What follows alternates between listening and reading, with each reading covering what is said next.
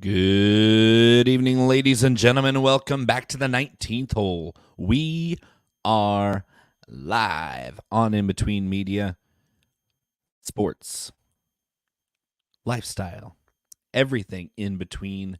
Like this video, subscribe to the whole damn channel, and jingle that bell for notifications. We have reached the last of the 2024 major championship golf tournaments with the Open Championship, or just the Open, or if you're old school like some people I know, the British Open, because it's in Britain. This is in Scotland.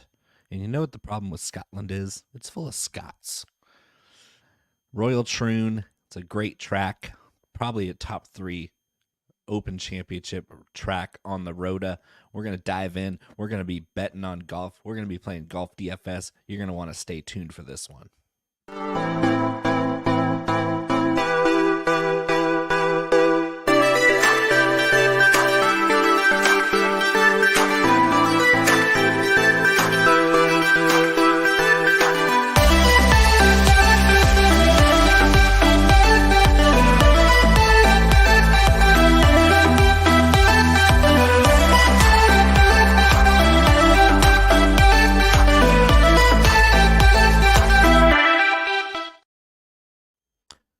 Thank you for joining us. There's Connor. I'm Bo. 19th hole, live as always. Everybody's here. Even our fearless leader, Seth Woolcock. He's pretty bummed. He's boomed out. This is the last major. Guess what, Seth? They're gonna have 4 more next year too. Yeah, we're likely going to cover those as well, Seth. It'll be okay. Shout out to Toronto Dave, who is wish casting Rory a victory. I agree with you. I hope he doesn't win for you in our majors pool, because you had the first pick and you took Rory. Thanks for giving me Scotty at the second pick, though. Thanks for that. Did somebody shoot my runner in the leg or something in that? Like, what the hell was that? Your guy took sniper fire, and you didn't need help from the snipers because I knew you were gonna gas out halfway through anyway. I had a strong tailwind to finish second. A gale force tailwind. Somebody picked you up on a golf cart. Tim Burke joining us early. The hat pick's not going to be for another hour or so, Tim.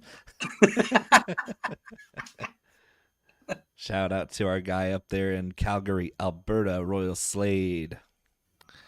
Love you. Toronto's just keeping it spicy. Yeah. Dee at the lake house. Shout out to SoCal for Dee. We love you. Thank you as always for joining us.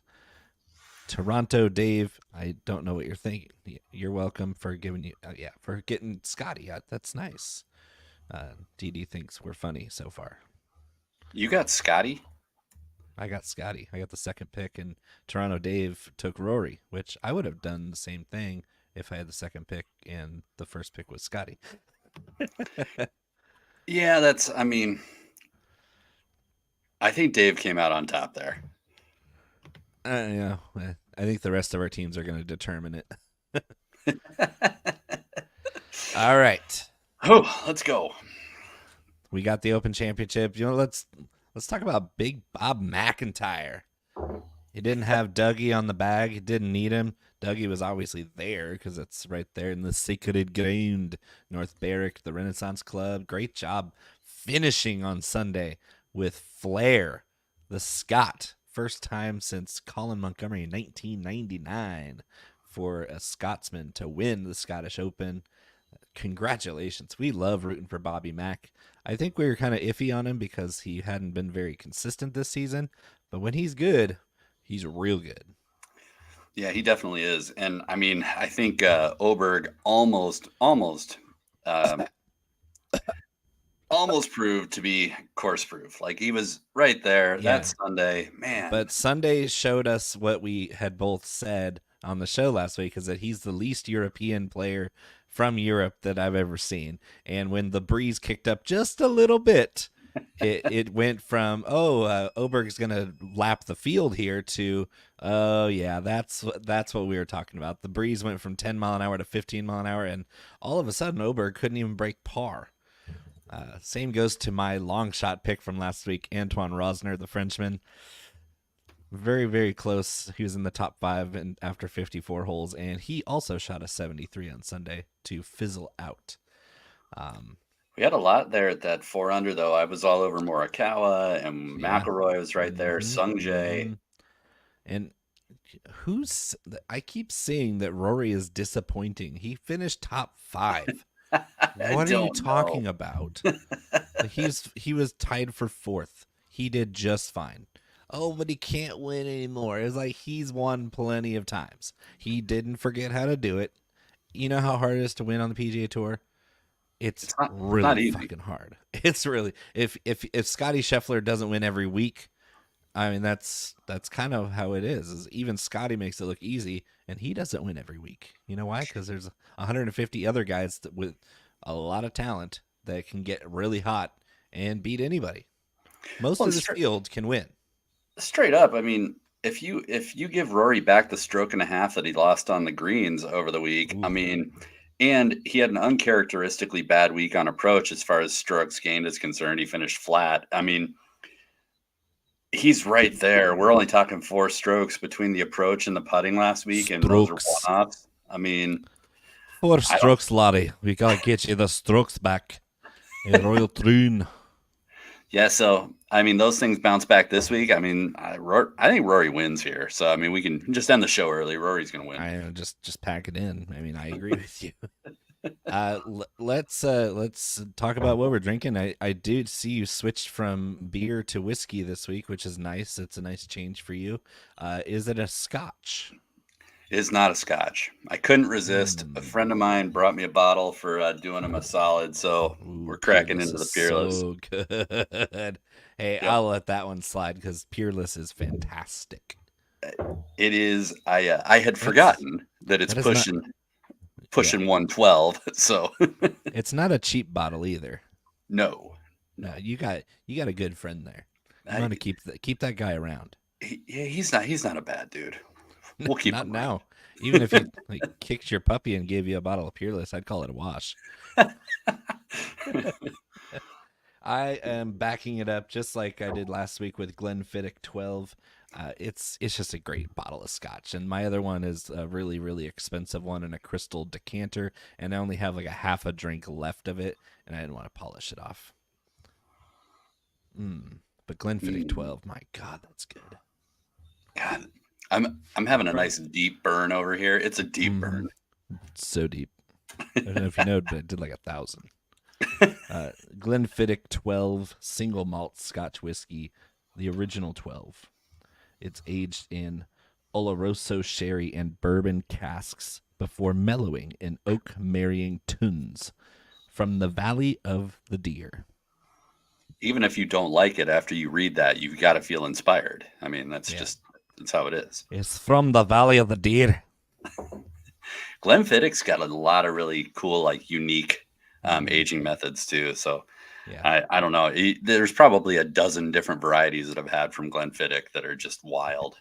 We're on Tuesday night, and Toronto is asking for the Venmo because he thinks he's gonna win.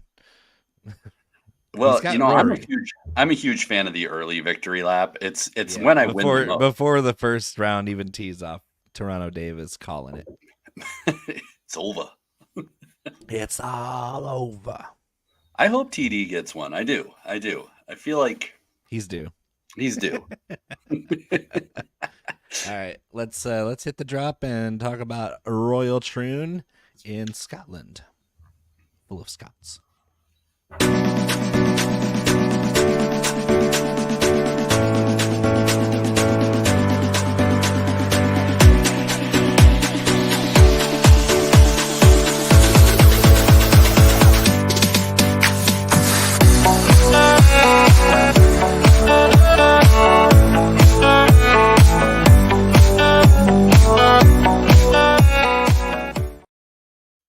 So I had to go through the Rota and rank my Open Championship venues, this Royal Troon is third on my list. How high does it fall on yours?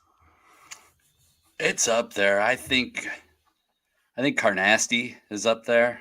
Carnoustie is my number 2. Yeah, it's probably Nasty and then Troon for me.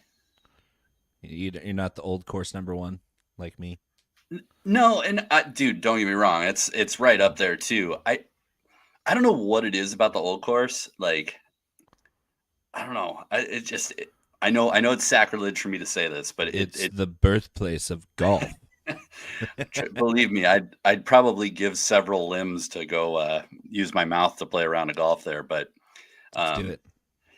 Yeah, no, it's probably, you could interchange all 3 of them. I couldn't. Using your mouth to play around a golf of crime in Scotland? I'm asking for the Scottish fans out there. Shit, some days I could spit a ball farther than I could hit it anyway. So Yep. So Royal Troon, par 71, pretty average length. All I can say is when the wind blows, even a 2 club wind here is unbelievably difficult. We'll see how the weather plays out. I think that's going to be, that's going to be the big question mark. So it's gettable if the wind is down. Oh, 100%. I mean, last time it was here, we have Stenson win at 20. Yeah, he shot 63 on Sunday to beat Phil. Yeah, that was what, 2016? Yep. And I mean, they've made some renovations since then. They've lengthened out a bit, and a couple different tee boxes. They've got a blind tee on, is it 14 now? 14, 15? But Royal Troon over in Troon, Scotland, 71 par 71, 7,385 yards, bent fair, bent and POA overseed on some of the greens. It's a true link-style Scottish golf course if you haven't seen it before. Course is pretty damn difficult. It's going to demand elite accuracy off the tee and on approach. Fairways are pretty difficult to navigate.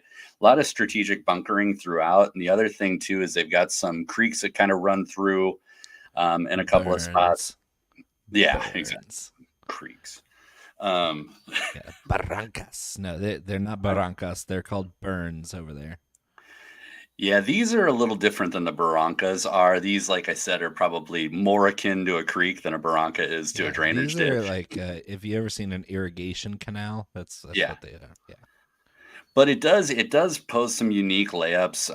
I think a bunch of the par 4s that are strung together, you see it where you've either got to leave it short of about 280 or you've got to be able to fly at about 310. So there's some pretty unique force layups that are going to happen there.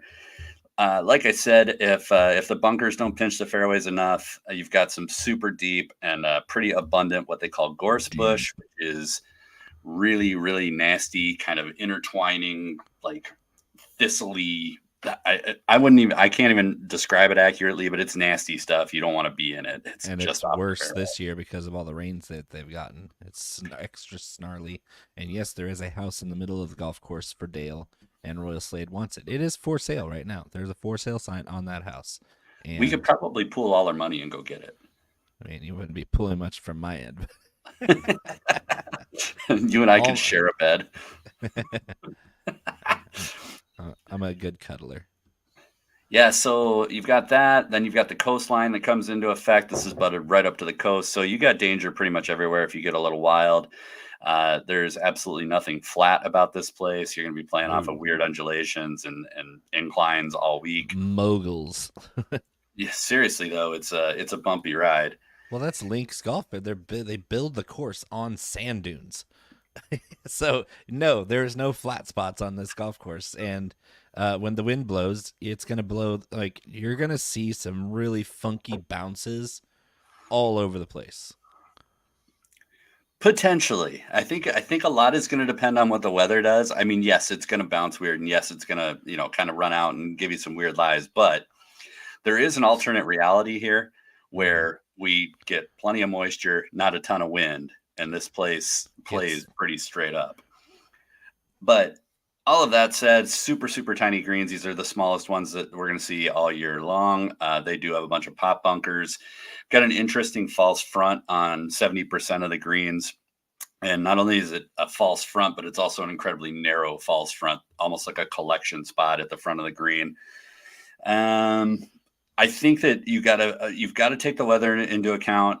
Scotland, so like Bo and I talked about last week, who knows? But the best indication we have right now is that we're going to have showers overnight most days, sustained winds around 10 to 15, gusting upwards of 20 to 25 for Friday and Saturday, maybe a little bit Thursday. It kind of keeps fluctuating. So the weather is probably what's going to cause the most carnage, as demonstrated in 2016. If we don't get this weather package that they've got projected, it's a pretty gettable course, actually. So I'm leaning towards guys that are well-rounded, that also have the ability to play in some higher winds, have the ability to hit more of that low piercing trajectory where needed. But ultimately, we say it every week, but probably more so than anywhere, you're going to have good days and bad days here, weather-wise and course condition-wise. So you really, truly good need hours and bad hours. Well, 100%, which, leads me to say, when we say you need the whole bag and every shot that you can have in it, that's pretty much what you're looking for here. Especially short game. Like you mentioned, approach accuracy, driving accuracy. Yes, absolutely. Those all play a part. But these greens are so tiny, you're going to see a lot of chipping. You're going to see a lot of bunker play, scrambling. Bogey avoidance is massive here. Absolutely massive. And so what I've done is I've weighted it more towards bogey avoidance and short game than anything, even though all those other parts are definitely weighted in as well.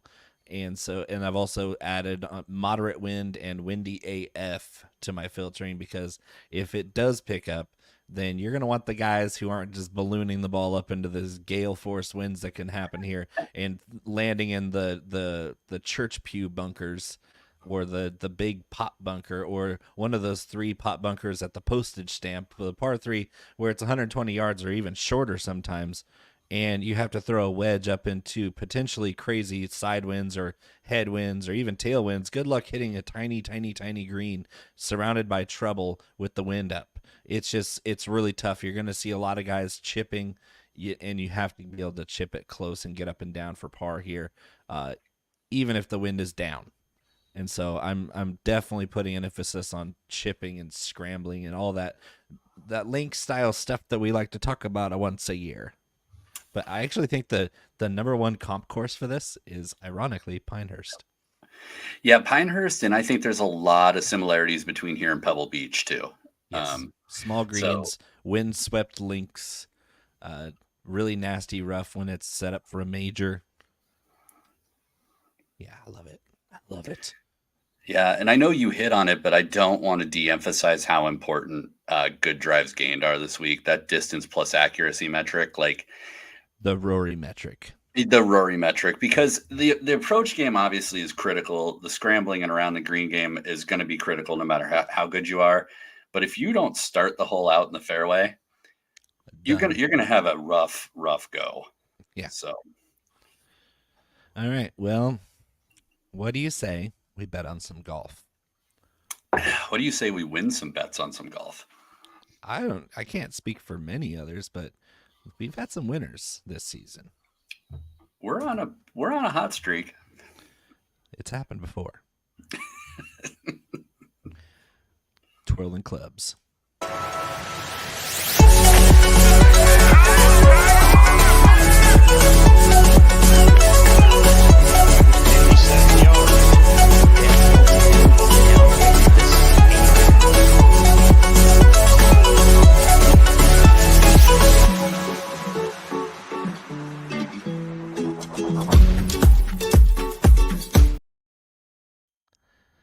Scotty Scheffler plus 450 on DraftKings Sportsbook. Play, wait, or pass? I say nay altogether. I agree. Moving on, Rory McIlroy plus 850. Hammer it.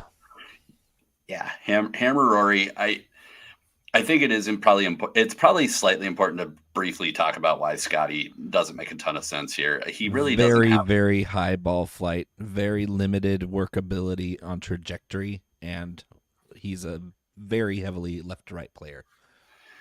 I think those things. I also think that historically, he's not a great links player. He's not a great Open Championship player. I mean, he's got some okay results, but I mean, not to be coming out here with a plus 450 number. I realize how good he's been playing this season, but He's good. he is incredibly good. And I'm not saying that you can't maybe live bet like a top 5 or a top 10 and get something like a decent number if Yeah. you know if he starts a little slower. But I don't see a way that he beats somebody like Rory or somebody who I'm really high on this week in Xander Schauffele. So Yep. You know who's also really good in the wind if it picks up is Bryson DeChambeau. so we'll get to Bryson because I do Yeah. think I do I think agree with you on Xander, but 11-1 for Xander seems a little short to me. yeah, but you know what's wild is if you look at the last 24 rounds statistically, Oh, Rory versus Xander, it's Xander actually edges Rory out. And then I ran two different models this week. I ran a mixed condition standalone with all the win stats, and then I ran a combined mixed condition with the win stats plus all the basic stats that I was looking for a well-rounded player here if the wind and the weather doesn't kick up. And Xander came out head and toes above Rory. And so I think that it's an interesting thing with Xander because I think maybe he doesn't have the flash or he doesn't have the like birdies and tons or I can't put my finger on it. But if you look at the categorical metrics, like he is playing as well as Rory is this year, and he sets up as well here as Rory does. So yeah, it's pretty close on my end too. They're both top 10 in my model overall, and Xander does have him beat in par 4 scoring, bogey avoidance, and on approach, which is pretty important. They're about the same on short game, about the same on birdies. Rory, of course, is number 1, and birdies are better gained in this whole field, but Xander's right there. Strokes gained from tee to green, obviously, is Rory.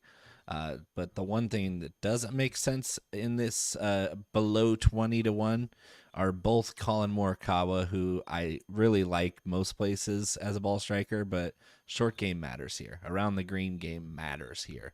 Even Colin Morikawa, the illustrious Colin Morikawa, is gonna have his short game stretched here.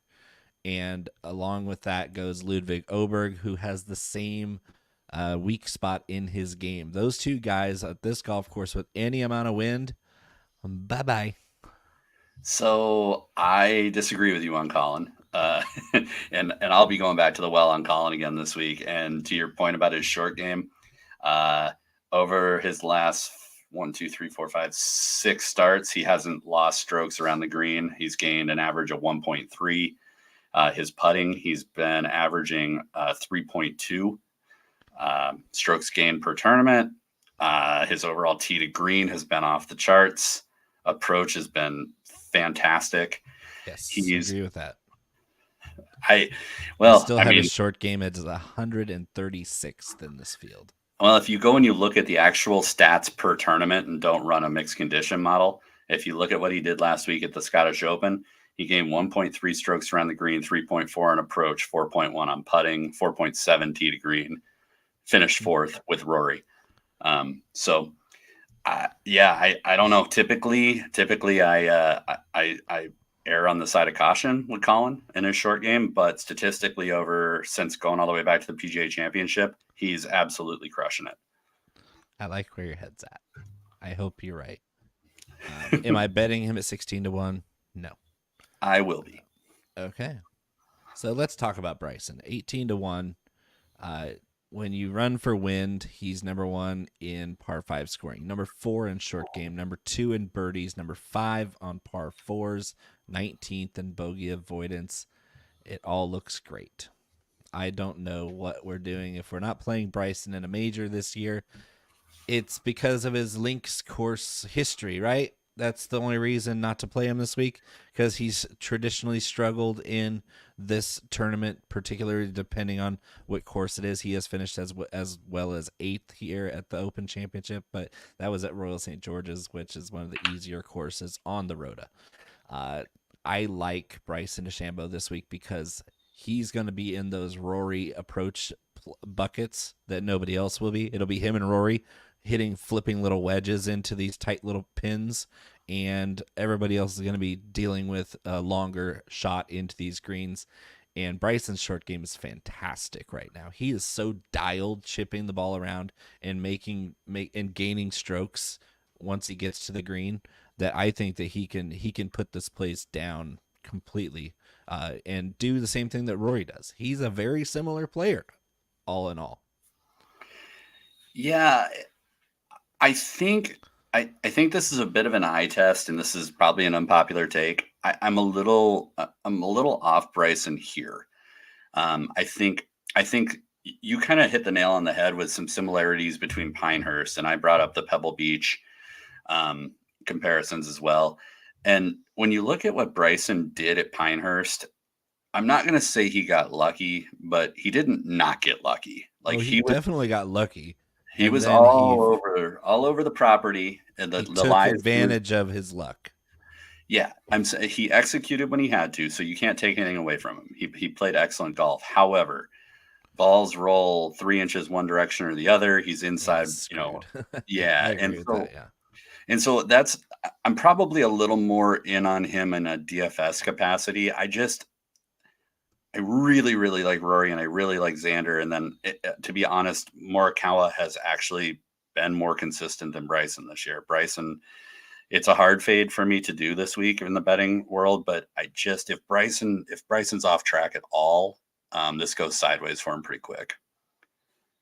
Is my thought. All right. Well, yeah, that could happen to anybody. It's the Open Championship. We've seen all sorts of great players completely disintegrate at the Open.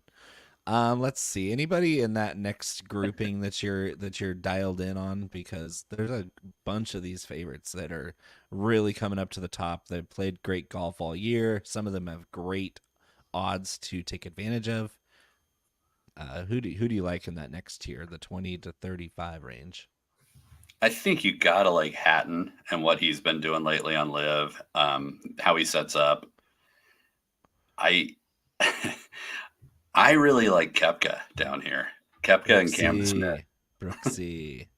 Brooksy does not rate out well on the short game, but we already expected that. Everywhere else, though, yeah, this guy's an outstanding iron player. He's a masher off the tee. 30-1 seems like a bit of an insult, especially considered he's very similar to Victor Hovland in the ball striking aspect and the short game struggles.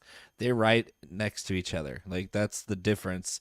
Is I think the short game, it holds them both back. They're both at the same line, but Hovland does better on par fours, but Koepka does better avoiding bogeys and gaining birdies on courses like this.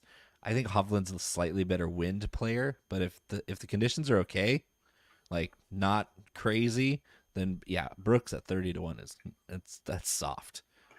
Yeah, and I think that's what enticed me more than anything about it. Like, to your point, everything you just said is spot on, and I think the player type they are is almost too close, and so you probably do give the edge to Victor if the conditions are going to be a little less than optimal.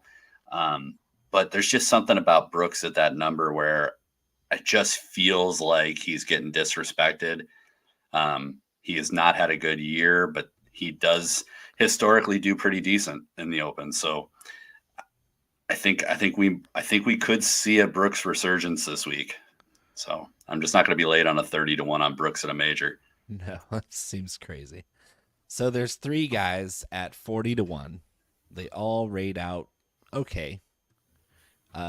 Your preference between Patrick Cantlay, Shane Lowry, and Bobby Mack? No Cantlay. Lowry, this is where the weather thing comes in. If it's gonna be brutal, That would be then the only Shane is situation. definitely in play. If you're looking at a terrible weather report coming in on Wednesday night, then you absolutely must hammer Shane Lowry at 40-1 because he's going to be right up there. He's such a grinder when I mean the weather gets gross here quite often. So Shane Lowry is going to be in contention. I think Robert McIntyre is kind of the opposite, where if the weather's going to be okay, like it was last week, then absolutely. But his short game, his opportunities gained in the wind, his ability to get up and down when conditions are tough, not great for Bobby Mack. He went way down the list when I filtered for difficult scoring conditions relative to par as well as wind. So Yeah, Shane would be my pick in that group.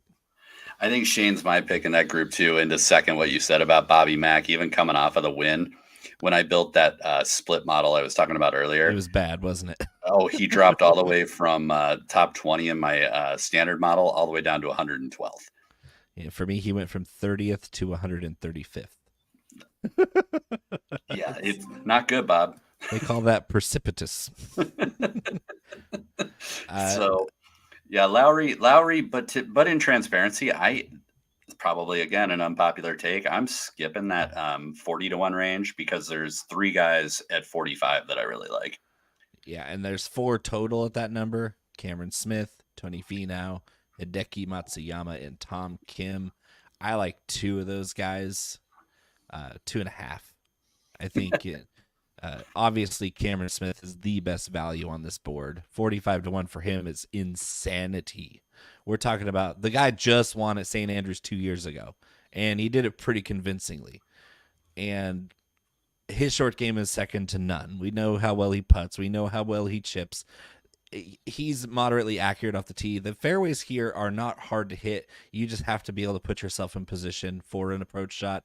I think that if you're not betting Cameron Smith at 45-1, you should just sit this one out because that's a crazy number for a guy who's only down at 77th in the official world golf rankings because he's on the Live Tour. This guy is a machine of a player, especially in links golf. You like he was cast from the links golf mold.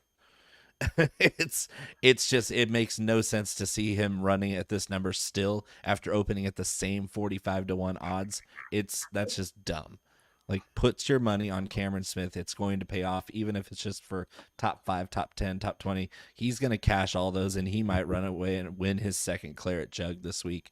And we'll all look crazy for not betting more on him. My other one is Hideki Matsuyama, who is a ball striking and getting up and down extraordinaire, especially when it's windy. This guy is a great up and down player, especially when he can flight the ball down, flight the ball up. He's an underrated ball striker, especially when in links golf. I think that Hideki's going to show up. And are you going to say you're going to be on Tony Finau this week? Because I know you're not on Tom Kim. I am very in on Tony Finau this week. Finau is 13th in my model, and that's the wind model. So yes, Yeah. we're talking. He has that low ball flight that we're jazzing for. Yeah, I love Finau here. I love the number on him. I love where he's trending at. 45. I ran a model where he came out 6th. Then when I switched it to that mixed win model, he came out at number 5, so he only got better. He's got a pretty good history over here. He's got, I say it's pretty good. It's not fantastic, but he does have a T9, a 3rd, a 15th, a 28th, and a missed cut over the last 5 seasons. So, I mean, he's got some pretty good finishes in this part of the world. And like you said, one of the nice things about Tony is he does hit a very low penetrating ball flight. And whether it gets windy or not, we see what he does on some of these more benign courses in the U.S. And so, I mean, if it's a cakewalk and we don't get the weather, Tony's going to be throwing darts. If we get high wind, Tony's going to be keeping it under the wind, putting himself in good spots to have good looks at approach. He already plays good in wind. I mean, I rarely get excited about Tony Finau, but the signs are pointing to him here. Okay, I'm looking at the numbers, and he is rated highly. He's better than Matsuyama in my model, so he might be onto something.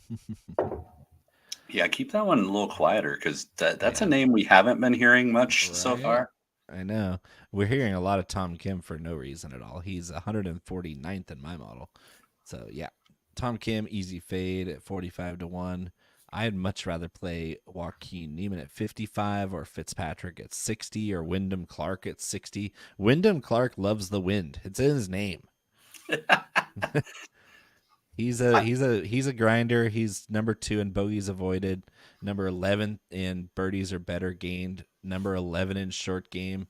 All around solid player. His worst stat is 34th in this field in my model. So 60 to 1 of Wyndham Clark is crazy pants.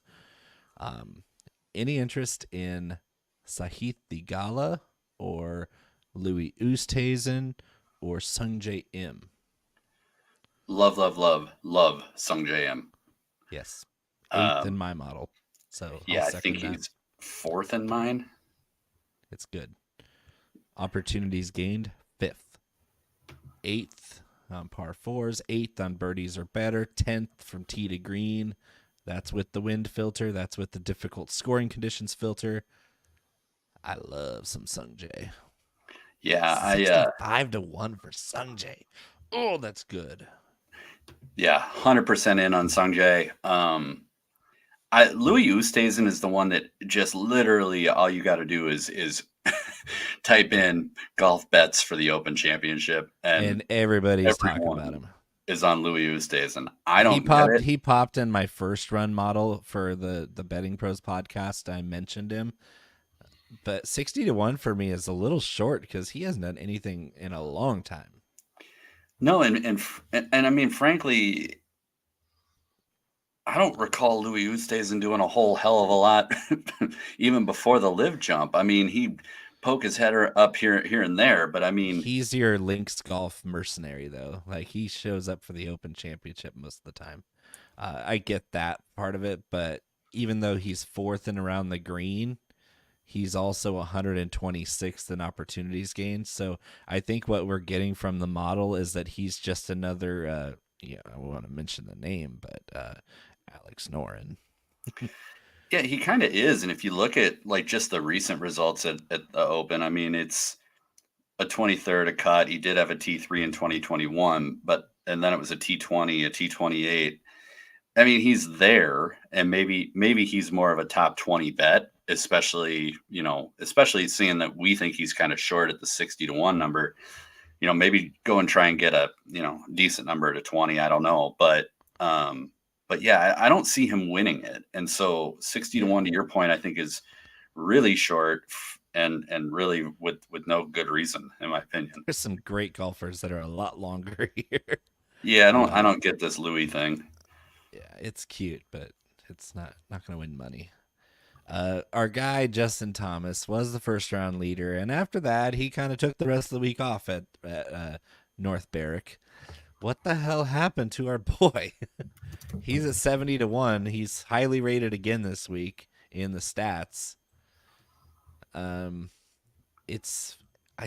can't quit you, Justin Thomas. Like, pull your head out of your ass and finish this shit, because 70 to 1 is just an insult when you're playing so well and then you just fall apart into nothing again. Why is he doing this to us, Connor? I think it's because for whatever reason you and I are gluttons for punishment. Oh, yeah. That's a fact. I'm probably, to be honest, I'm probably out on JT in the betting market. Yeah, show me something, JT. Show me. But I think I'm going to be pretty heavy on him in DFS, and we'll get to DFS, but he's only 7,400 in DFS. like you can free up some salary pretty quick by having somebody like Justin Thomas at 7,400. So, yeah, I'll take a pass on him in the outright market, but DFS I'll be in. So in the long shot market, I already published my long shots article for the Open Championship on Betting Pros. You can check that out on my Twitter at Bo_McBigtime. You can also go to bettingpros.com, and it's right there on the golf homepage. Long shots are fun this week because there's some guys that are really playing hot golf or also really match up with link style golf that are getting absolutely insulted by their betting line. Starting off with Akshay Bhatia at 90 to 1. His numbers statistically speaking, I filtered it. It's not pretty, but 90-1 for as good of a golfer as he is, I think I'll take some shots at that. But Max Homa and Sam Burns at 110-1, they're both top 15 in my model, and I don't think we've seen either one of these guys at triple digits before, have we? Sam Burns, I think. I think Burns is like a 70 at the highest, 70 or 80 is the highest I've seen Burns. Max, I haven't seen more than 60. No. And between the two of them, I think it's Sam Burns if you're going to bet one. Yeah, I have them both really high. We skipped right over him. Oh, go ahead. I was just going to say we skipped right over him, but I'll be back on Davis Thompson again at 100-1. Why not? I mean, rates out really well in traditional modeling at seventh overall, and then he's still in the top 15 if you mix in hard conditions and wind. So not for me, but it was a pretty wild split there. That's kind of why he got glazed over, as he was 13th in my balanced model and 119th in my wind and difficult model. He's got to rate out better than Max Homa. Max Homa's having nothing to write home about this year. Yeah. Well, Max Homa, yes, an opportunities gained 113th. It's not good. Yeah, no, I like Davis Thompson. Just the short game, strokes game, short game, really good. Strokes gained around the green, super good. 6 overall tee to green. So, I mean, yeah, I think Davis Thompson at 100-1. I think that's a pretty good number. And to be honest, just recent form, overall modeling on my side of the table here, I would take him over Homa and Burns. I'm taking Burns. Mr. Burns. Do the beer bet on that one if you want. Okay. Burns versus Thompson. All right. Any interest in Christian Bezuidenhout at 150-1? Short game wizard. Bogey avoiding wizard. What's going on? How is this guy slipping through? He's having a great season. I think he's got 5 top 10s this year. What's going on here? I'm not exactly sure because he does play better in worse conditions too. So, I think his recent finishes, he's 32nd at the U.S. Open, 23rd at Travelers. I mean, it's probably the right number for him, but he absolutely at 150-1. I mean, he could definitely come out and win at that too. Top 20 line. Yeah, I mean, 20 line's sexy. Yeah, that's probably a safer bet, but I mean, throw a modest bet at the 150-1 because Bez is having a good year and he is liable, especially if the weather gets a little bit more intense. He could pop up pretty quick. All right, we're gonna ask it again: Rasmus or Nikolai or neither or both? I'm gonna go neither. Same. Anybody else in this low 100s range that tickles your fancy? Mav McNeely, just because some of the similarities to Pebble. I would take a couple of shots at Mav. And then really outside of that, oof. As far as outrights are, probably not much else down here. I think you got a couple of the live guys that are kind of mixed in down here. I think Dean Burmester, who was having a pretty good initial beginning of the season, is down here. Yeah. I'm going to throw a little bit on Tom McKibben, and Victor Perez is going to get the 20, 30, 40 stack for me. 200-1 outright. I don't think he wins, but 20, 30, and 40-1. If you parlay those three, you're getting paid out 13-1. And that's huge for a guy who just finished really well. 65 on Sunday at the Scottish. Absolutely getting disrespected with how good he's playing this year. That's about as far as I'll go in betting. But we're obviously going to go way deeper in DFS because this field is chocked full of value on the DFS front. But the Frenchman Victor Perez is getting some of my love. Yeah, Victor Perez. I mean, CT Pan's probably I've done dumber shit with $5 bet. He did rate out 14th in the wind model that I ran, 17th in the traditional model. Great short game. And he's 350-1. So, yeah. I mean, throw $5 at it and see if anything sticks. But yeah, probably a lot more top 20s down in this part of the world. For sure. All right. What do you say we try not to slam any trunks? Because last week I didn't have the greatest player pool. You don't say. It wasn't good. Not enough Bobby Mack and too much guys who didn't make the cut.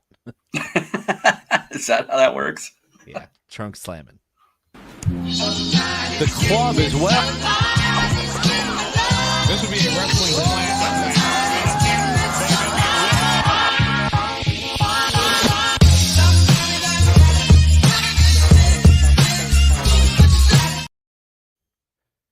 All right, so at the top of this board at $12,800 on DraftKings, somebody named Scotland Scheffler. Is he worth any kind of exposure at that price and at that ownership percentage? It's got to be high at 12.8 because every casual and their mom and uncle are going to have Scotty Scheffler in their lineup, right? As far as the database you and I use, lineups that have been generated out of this database, he's at 25.5. As far as calculated ownership in the big GPPs, somewhere closer to 18, 19 is, I think, what it's going to end up shaking out at. I think you play Scotty Scheffler if you think he's going to win. But if you think he's not going to win, I would save yourself the $13, $14, $1,500 and start with Bryson, Rory, or Xander. It's fair. It's fair. We're definitely going to have to look at leverage this week because major tournaments bring out all the yahoos, and it's kind of it's tricky to find value and leverage in a major tournament because there's going to be so many more bodies in the pool. It's going to be tough. So let me pull up my ownership projections right now so I could join you. Sorry, yeah, I mean, in transparency, my first pass through, I'm sitting at 50 guys right now. I've still got some work to do. You're gonna have to prune that bush there, sir. Yeah, I think I'm probably gonna end up somewhere in the neighborhood of 35 guys. Yeah. Ultimate leverage spot is where I'm going with Bryson DeChambeau, 10%. That seems awesome for me because I'm already high on him. I want to hear from you though because you were kind of leaning away from him on the betting side. But is that a smash leverage spot for you, even though you're not in love with Bryson this week? No, Bryson, honestly, leverage or no leverage, I'm gonna start with Xander. It's a close enough projection. It saves me another $300. So, Rory, I'll have my Rory shares, but a lot of my lineups are going to start Xander. And then probably Morikawa, even though he's high, he's going to be chalk. It's probably Xander and Morikawa here for me. Any interest in Jon Rahm? Zero. Zip. Nada. I had to hear it from your lips. I think I'm going to have a little bit. Not a lot, though. Not a lot at all. Leverage point on Ludwig, kind of moderate chalk there. I think he's got some exposure worth in the pool. But I'm looking at Victor Hovland at 10%, at 8%, between 8 and 10% at 9,700. He's not playing bad this year. He's just not winning everything like he did to finish last year. It's Victor Hovland in this kind of environment where, yeah, his short game is a little sketchy, but the rest of his game is really freaking good. So I'm gonna take a flyer at that value and at that leverage point, and hopefully it pays off. I mean, there's a reason why he's not very chalky, but there's also a reason why I'm interested in throwing some extra exposure that way so that I can find an edge if he does play well. Yeah, I don't hate the leverage play to go to Hovland. For me, like I said, I go Xander, Colin is my heaviest. Rory, I'll have some shares, and then I skip down to 9 flat is the next person that I play. Yeah, Koepka is a huge leverage point there at 9 flat. And I also like with Koepka being, if you start with Koepka at like call it 10%, because you'll get the general public who knows who Brooks Koepka is. If you start at Brooks, you can go Brooks, Cam Smith, Tony Finau to start your lineup. If you believe what I'm selling, you can start with those three, and you never have to dip below about 7,200 to finish out your lineup. Yeah, and that's true. And I think I'll leave Tony Finau out of my DFS exposure because he's running at 20% right now. I think I can find other spots if I'm starting with Brooks and Cam, which I do have some lineups already built with that start. I'm probably going to drop down to Shane Lowry or even down to Max Homa or somebody like that, way down the board. The low sevens are so loaded. We're going to cover that in a bit, but I'm looking at a lot of other pivot plays. If I'm not in love with Tony Finau, which I'm in like with Tony Finau this week, 20% is a little rich for my blood at 8,700, but it's okay. It's okay. If I get a little bit of Tony Finau, if I match the field, for example, like 1 out of 5 lineups has Tony Finau in it, then I can still find spots where I can play Hideki or Shane Lowry, even Fitz. Fitz is only 5% owned projection right now. Wyndham Clark's only at 7 or 8%. Bobby Mack is getting no love here. No love at all. The defending champion golfer of the year, Brian Harmer's getting 15%. That's the easiest fade I've ever seen. Easiest fade I've ever seen. I'm playing Brian Harman, Really? and I'm betting Brian Harman too. Explain yourself, because he's playing like absolute trash bin this season. So Harman actually over the last 24 rated out number where is it? Number 1 in that win model that I created. He's number 15 in my overall model. So the things to like about him: 7th in approach, even though he hasn't been playing great lately.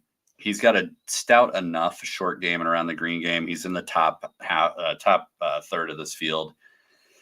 7th in bogey avoidance. And then some of the proximity ranges that I looked at, the 125 out to about 175-ish, are 2 of his sweet spots. Rates out in the top 13 in both, 9th in one of them. And just overall tee to green on the season, he's 17th. And like I said, once you add in the win metrics, he catapults to near the top. And so this is a course where Brian Harman actually does have the right skill set and the right fit, and he's proven that he plays well in these Open Championships. So I don't know, man. It's just kind of seems like a really good spot for Brian Harman, and apparently I'm not alone. Yeah, and that's kind of what I'm getting at, is I just don't like playing him because I don't really like his face. And I really don't like his face at 15% when I can do a guy like Bobby Mack or Joaquin Niemann, who I have more confidence in, or Justin Thomas, or even Cam Young is getting the same exposure, and he's played way better over the last couple of years in the Open Championship. Like, he should have won last year. He should have won the year before that at the Open, where he's just muscling it out there. His approach game's so good, and his putting woes don't really show up as much on Links Golf for some reason. I don't get it either, but I just don't think I want to eat some chalk on Brian Harman with how he's played this year.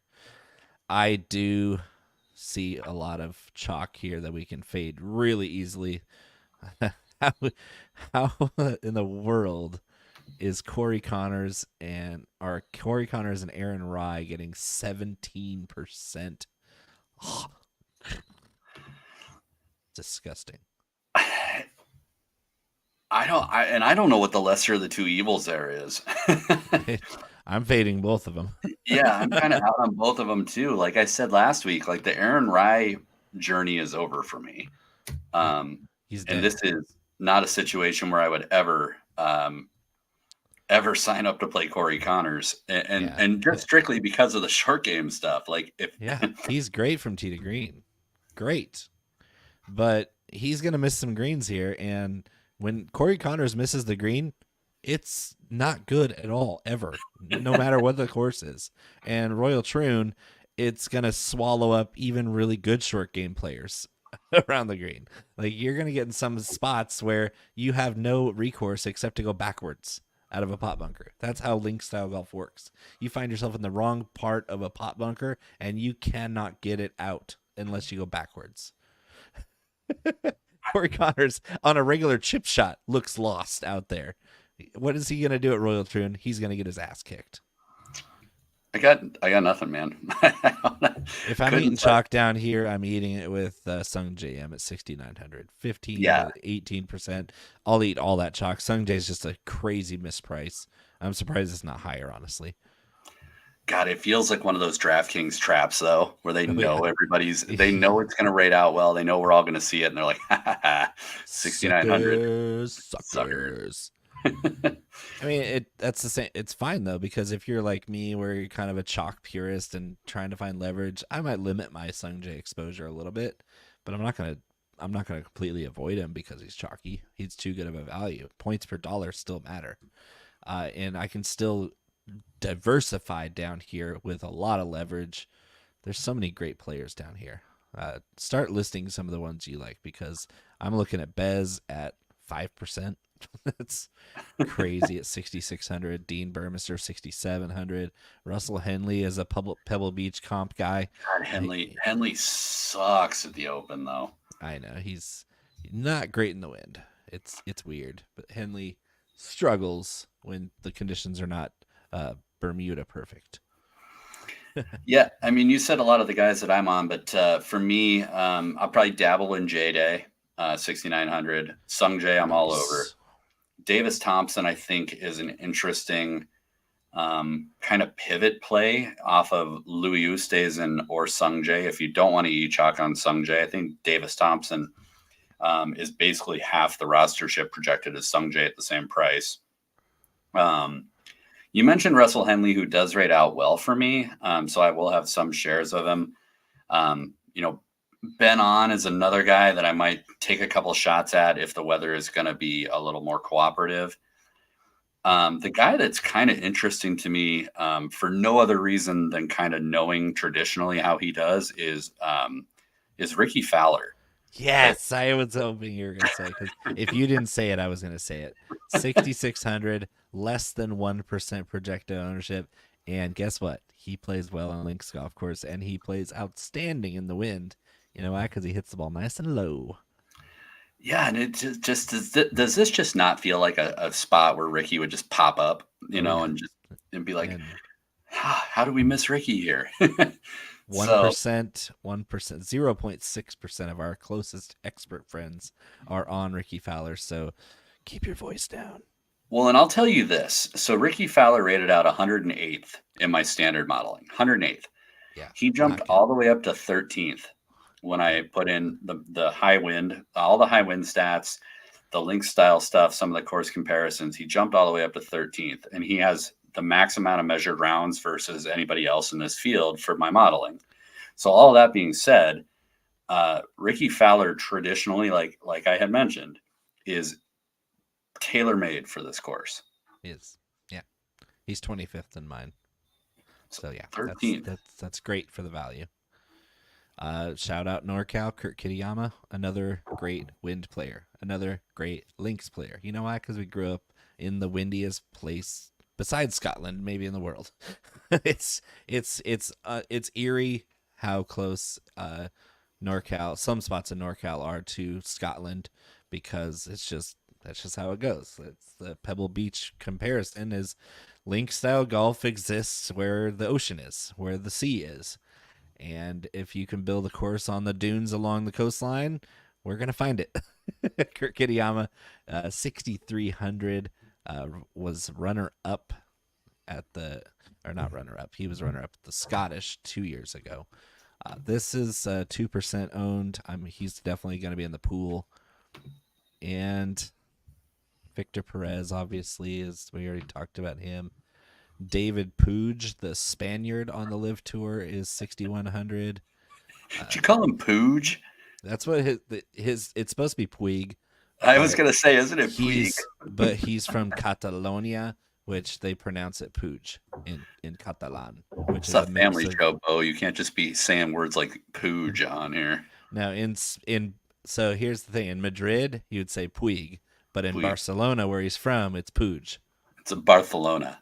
Yeah. So in Catalan, it's Puig. Barcelona. Anybody down in the fives that you're gonna be tossing into the pool just for shits and gigs?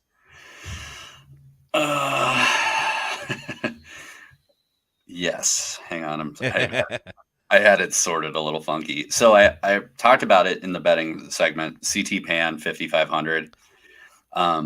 Francesco Molinari is kind of an interesting one. I mentioned him 3 weeks ago, and you said I was off my rocker. You were, but what's with Francesco? He's like the win profile made a lot of sense. Francesco Molinari.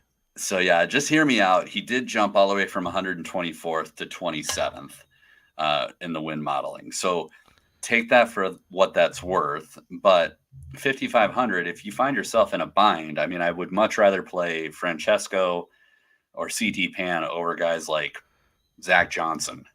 So, just if you find yourself way the hell down here, I think those are two viable options, especially if the wind is getting a little sketchy. So should we have a wine bet for who's going to be the low Italian? Because I would rather play Matteo Manassero. Oh yeah, and he played well last week. I did. I was hoping that I could scroll to the props on low Italian. Nationality props. Let's find out what we're working with. They're both. It's crazy because there's only a few Italians in the field. They're giving us some options here. Hey, there's Italian. So you got Guido Migliazzi at plus 145, Matteo at plus 145, or Francesco at plus 250. Oh, so Francesco is less favored than the other two. Interesting. Yeah, I'll take Manassero. I think in that situation, it's probably Manassero. Yeah. But Francesco could show up. I mean, yeah, he every once in a while he does. But yeah, to be honest, I really, really am falling more and more in love with that balanced 9K build for DFS purposes. Absolutely. And I don't necessarily know if I'm going to have the winner in there, but I think that I'm going to have a lot of 6-of-6 lineups by starting that way. And so, yeah, I don't find myself getting down here sub 6K very often, if at all. Yep. All right. Besides Rory, who's going to win this thing? Xander. I'm going to go Cameron Smith, and I'm going to say 14 under par. That's where I've got it pegged at too, is 14. And first round leader, I'm going to go with Xander. I hate to be boring, but I think it's Xander too. Mm-hmm. So good job agreeing with most of the things I said today. What do you say we pull out the hat because Tim is anxiously waiting? Oh, yeah.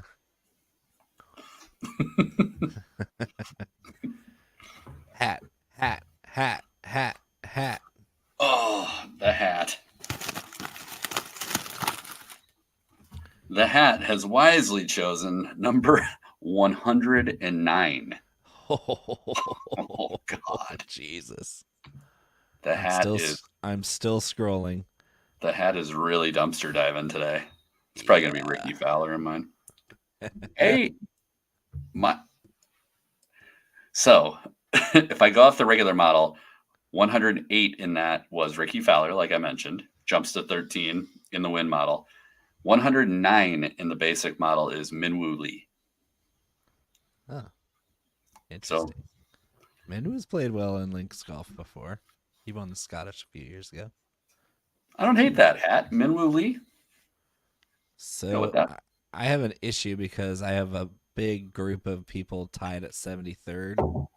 So let me drop a couple things off here and I'll go with a more basic model so I can get it 108. You said 108?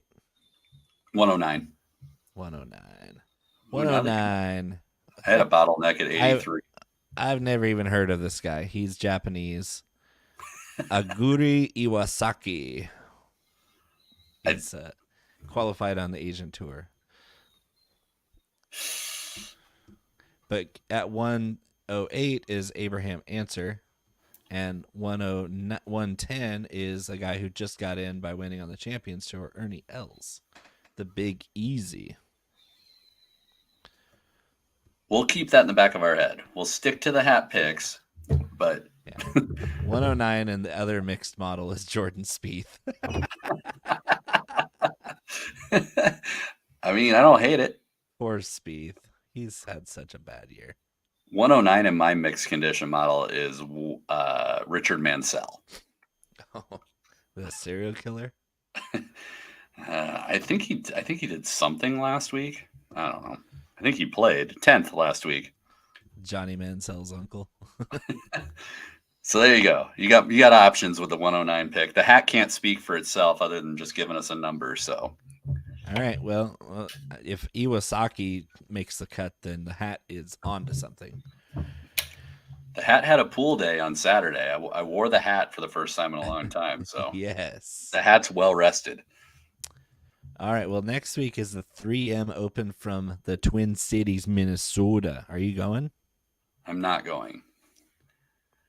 My wife has an annual trip with her mom, so my wife will be out of town, so I'm on dog duty. he said duty, dog duty. And it's literally dog duty. The things we do for love. Yeah. All right. Thank you for joining us, everybody. I hope you win your bets and don't slam your trunks on Sunday for the Open Championship at Royal Troon. Join us next week for the 3M Open. From Connor, I'm Bo. Make sure you subscribe to this channel, like the video, jingle the bell, say hi to everybody in the comments. Love you.